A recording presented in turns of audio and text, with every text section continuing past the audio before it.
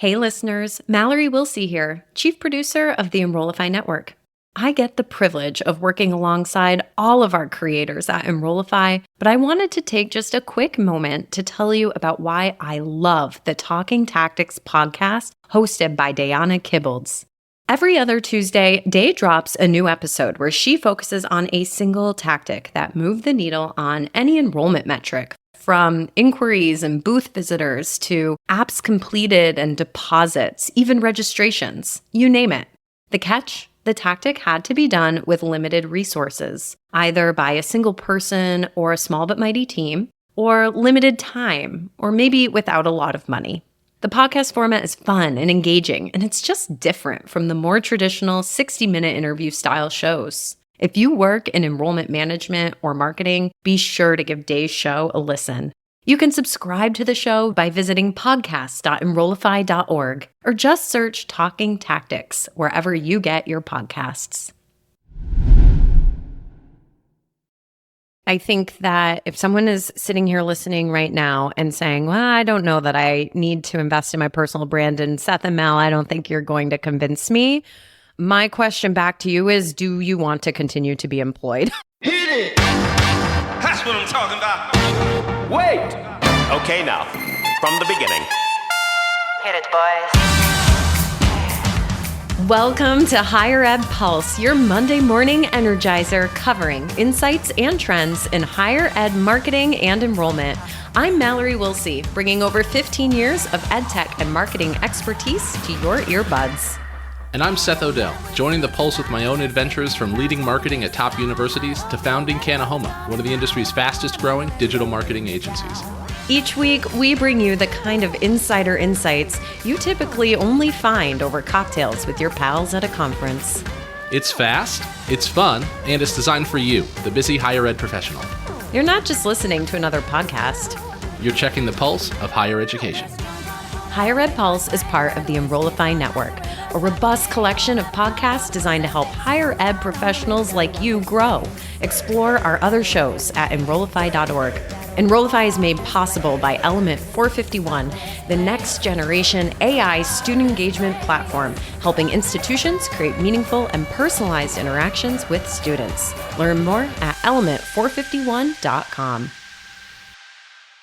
All right, welcome back. Oh my gosh, that intro music, it's still just hitting in the right way, I gotta say. It brings the energy. Sometimes I just listen to our podcast so I can listen to the intro music. Can I admit it? It's fine. That's awesome. How's it going, Seth? It's going great, Mallory. Feeling really good, energized today. But how are you? I feel like you got a lot going on. Seth, today has been crazy, but in such a good way. We actually announced this morning that our Engage Summit, which is taking place in Raleigh later this month, we are going to be live streaming the entire summit, and it is at no cost to anyone who wants to come. Yeah, we're super excited that we can offer this again this year. That's awesome. Yeah, that's so great. I unfortunately, as you know, I can't make it. I have a family commitment. So I am super pumped. That's great. I will 100% be tuning in for the whole thing.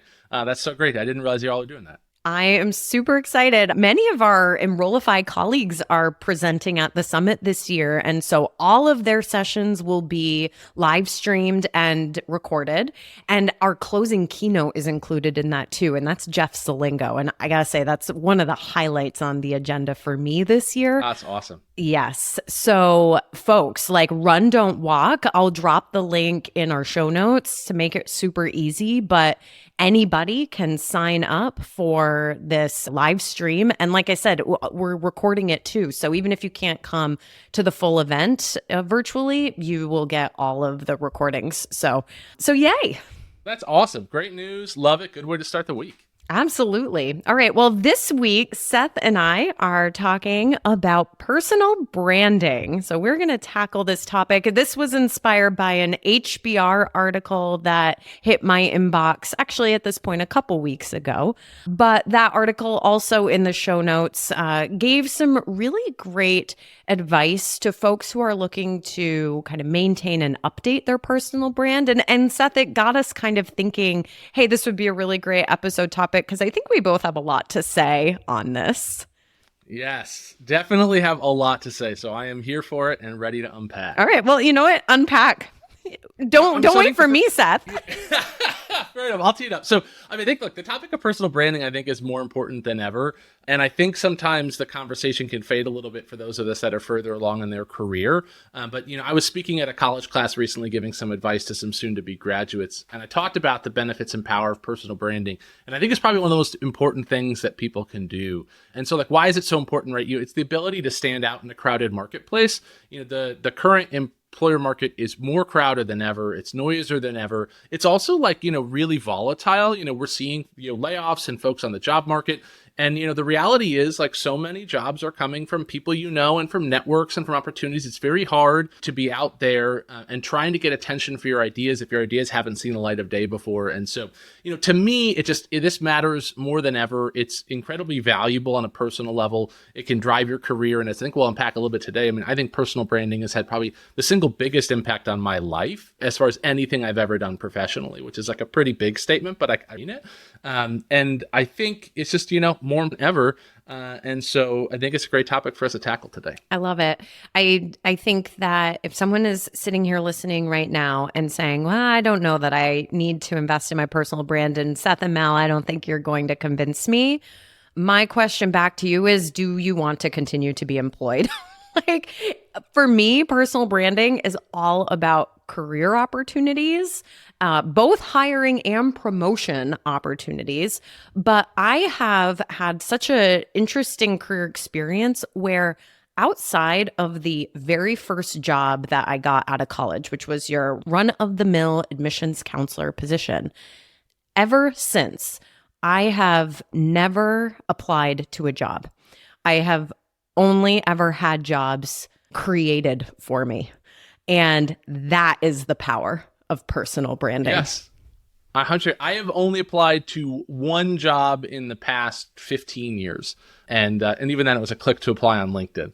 And I agree. I just think it's just there's so much power in it. And so there's a lot to unpack. And so if it works, maybe I'll share a minute on my own journey, and you can do yours a little bit more on yours. So I think it's important to unpack kind of how it's worked for both of us. And then I'd love to talk about how it works today, because I feel like it's a little different if you're starting today than it was for each of us starting, a little over 10 years ago. For myself, I got into personal branding when I worked at UCLA. That was my first job in higher ed.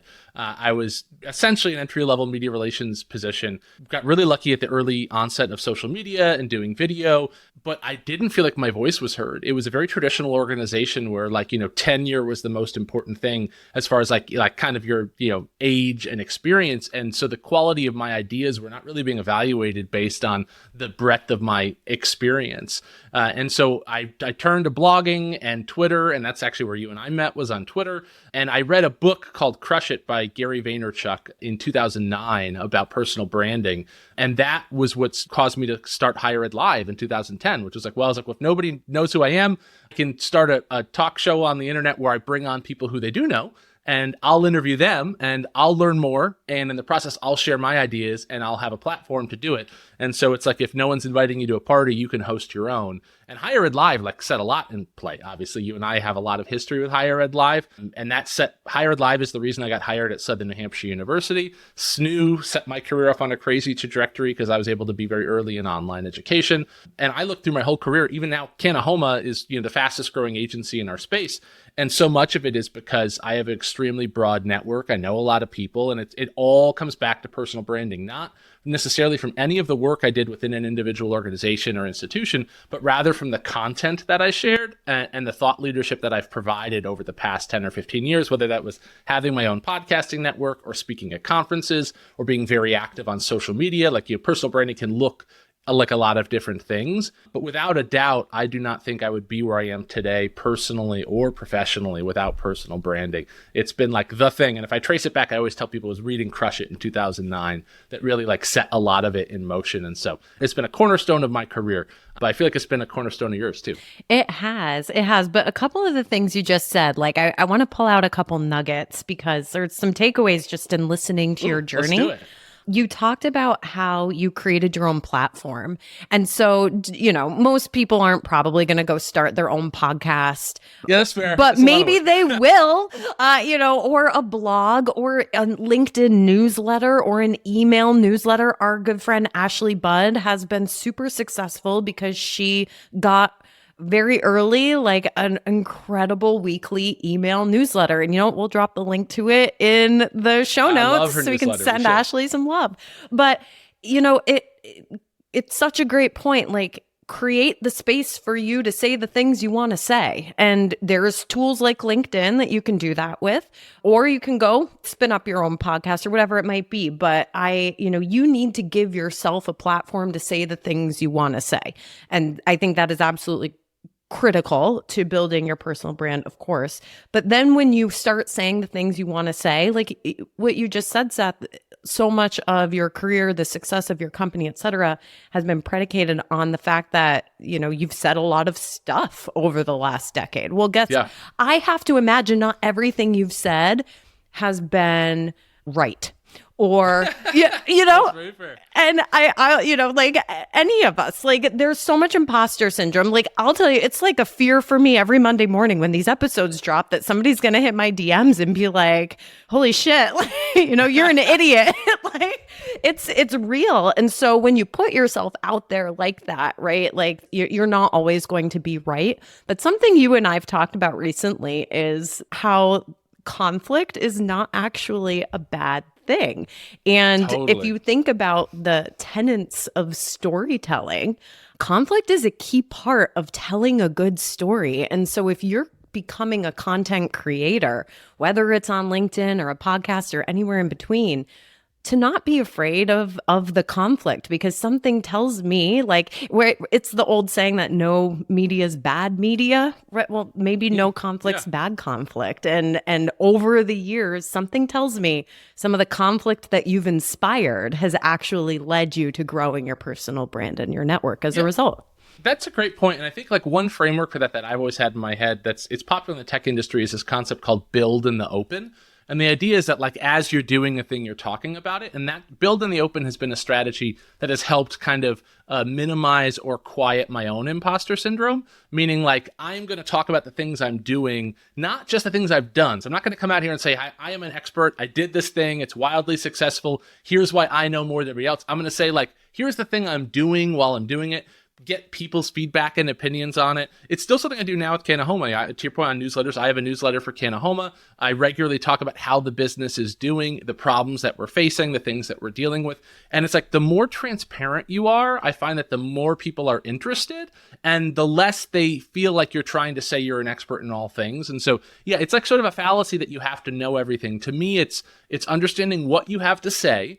And then it's also deciding how you would like to say it. Like I did a lot of video early in my career because I was a terrible writer for a while. And so I felt like video was easier for me and I was a better speaker. And so I started in video and I kind of moved to writing as I matured professionally. But that's like, okay, well, what do you like? Short form content, long form content, newsletters, do you want videos?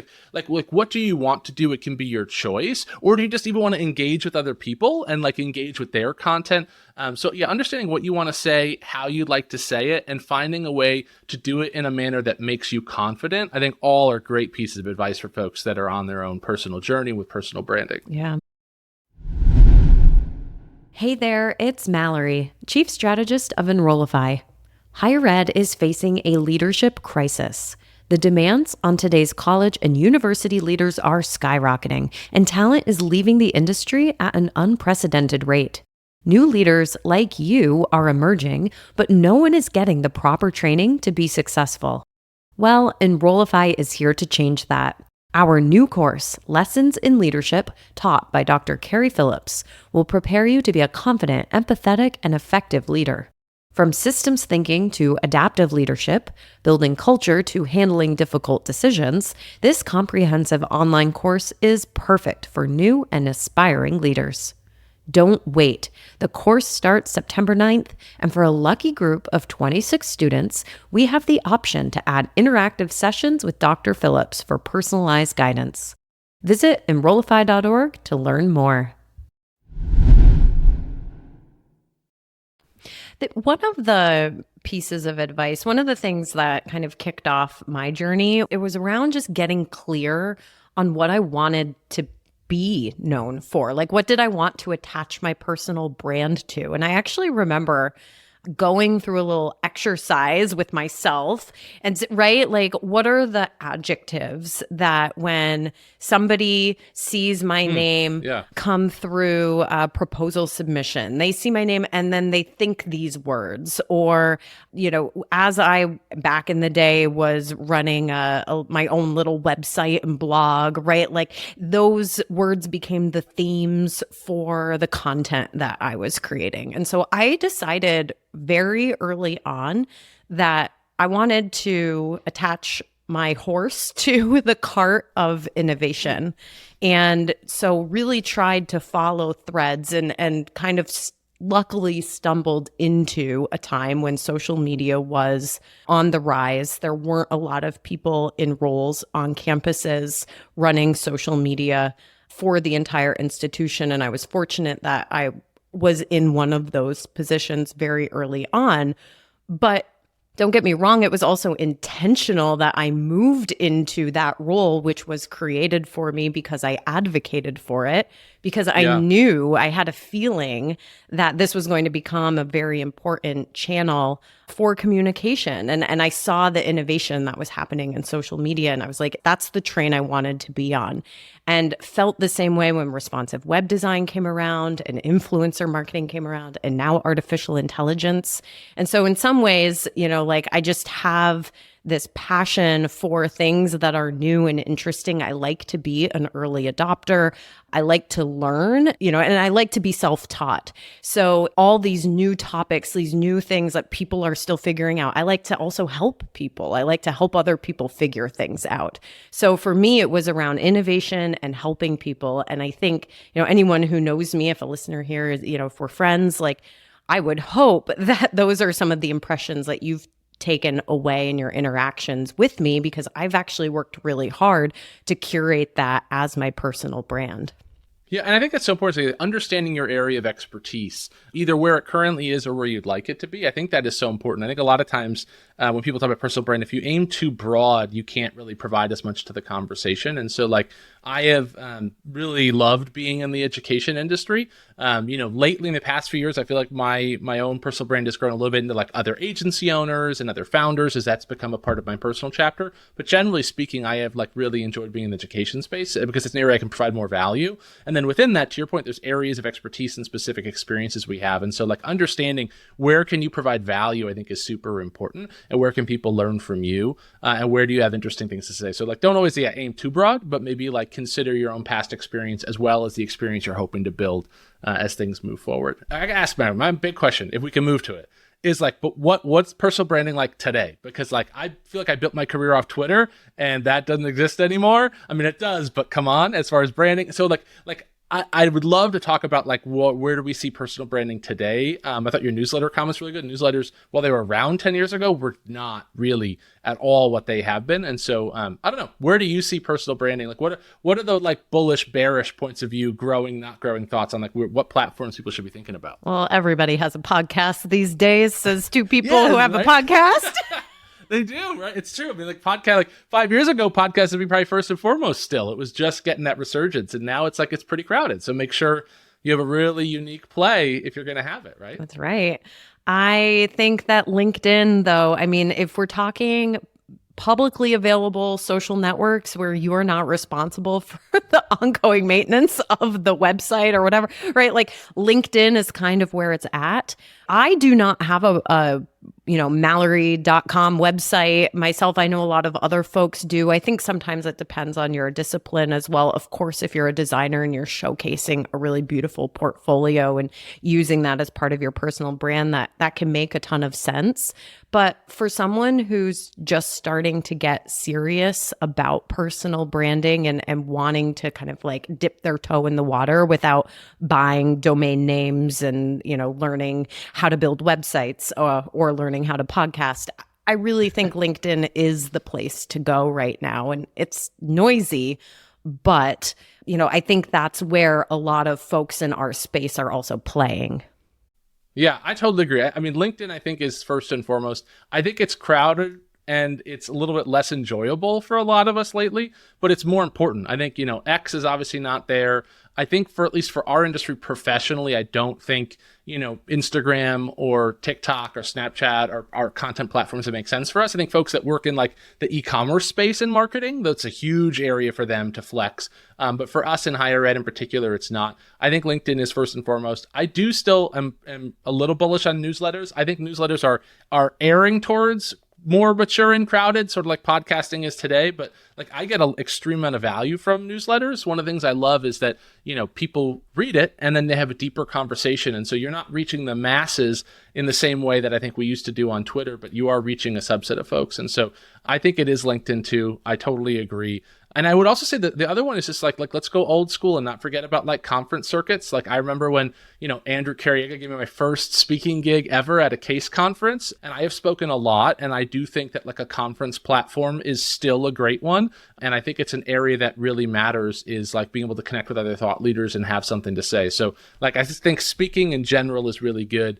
LinkedIn is really powerful. I still think newsletters are strong. Those are probably the ones that would come to my mind first. Conferences can be a little chicken and egg, though, because it's like sometimes it feels like the folks who are being selected to speak at conferences are the people who already have invested a lot of time into their personal brand. So like what comes first? That's true. Yeah. And we're also like your personal brand and your network. Maybe we need to do an episode specifically on just networking, but you're swimming in the same waters, but they are two different things, but there's so much overlap. So you really can't talk about building a personal brand without also talking about building your network, because also the people in your network reflect back onto your personal brand. Completely. And I would say that's probably my biggest point for the whole topic today is I think it's about community, not content. And I think this is all about people. When I think about personal branding and the benefits it's had, for me, it's actually the people that I know, and a lot of which I love. Like we've been in each other's lives for over a decade. We're a lot of personal friends.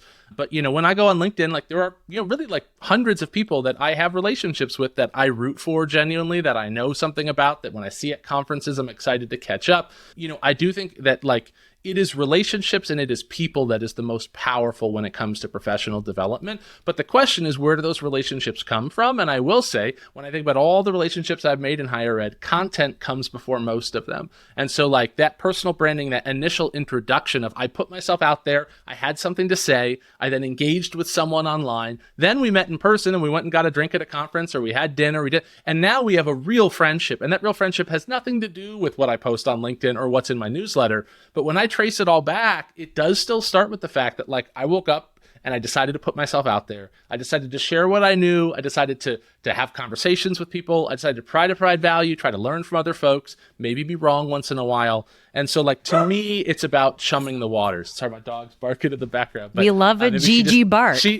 Gigi must have agreed. And so to me, like chum the waters and build relationships. Like people is everything, but weirdly, like you have to meet people somehow, and maybe personal branding and content online is sort of like the speed dating version of making those connections. So I'm going to say maybe 3 or 4 things people can do right now if they're let's do it. Yeah. So my list is going to include go audit and overhaul your LinkedIn profile, right? Like if that's the home you're welcoming people into, like make sure it's clean, put a nice photo up and all those things. Like pay attention to the little things that LinkedIn provides you, because if you spend the time and effort to tune those up, that reflects back on your personal brand positively. Then just start coming up with the topics that you have a lot of knowledge about. Maybe do your own kind of personal brand exercise. What are the 3 words that at the end of the day you want to be known for? And then as you go about your day or your week, or talking to your colleagues or your direct report, take note of the moments where you are in the teaching role and just start kind of jotting those down. Or maybe something strikes you, at 2 a.m, you've woken up and you're like, oh, this topic, I know a lot about it. That becomes a list for the things you can start to post. And then the third thing you can do is to really just start posting, like pushing your fears aside and just start posting. Like you got to start building the content. So those are the three things I think people can do today. Then my bonus fourth is go get the Shield app. That is Shield Analytics is a way better. Oh, I've never used this. Oh, it's so good. If you are spending and investing any time on LinkedIn, even if you're a premium member, their analytics are junk. And they're so like you can see like very high level stuff, and that's kind of it. And they don't even make it that easy to really do any good analysis of the content that you're posting. The Shield app, shout out to my former colleague Dan for turning me onto this. It's really terrific. So I definitely recommend it. Love it. This is great. Well, listen, I for folks listening, I'd love also their thoughts and advice. I think we're a little further down the journey in personal branding, so I would welcome other folks' opinions on this one. So, like, find us on LinkedIn as an example, and like leave us a comment and let us know. I would just love to get people's POVs on like what's personal branding like, in 2024, and where do we need to be? Because for me, it's been the most beneficial thing I've done professionally and personally. It's brought so many great people into my life. It's brought great professional growth. It's just been extremely powerful, even though it can sound buzzwordy and stuff. It's actually been probably the single best strategy I've ever executed in my career when I really look back and try to see what drove the most value for the least amount of input. And it's not too late, just because Seth has a 15-year head start here doesn't mean it's too late. Never too late. Like, totally agree. And if you get started, let us know too. I'll like some stuff. I'll comment. I'm here to support. Right on. All right. Well, Seth, they go by too quickly. It was so good to see you today. Such a fun conversation, and already looking forward to next week. Yep. Same. Now, always great to see you, and just hope you have a wonderful week. All right. Bye-bye, everyone. Thanks. Take care.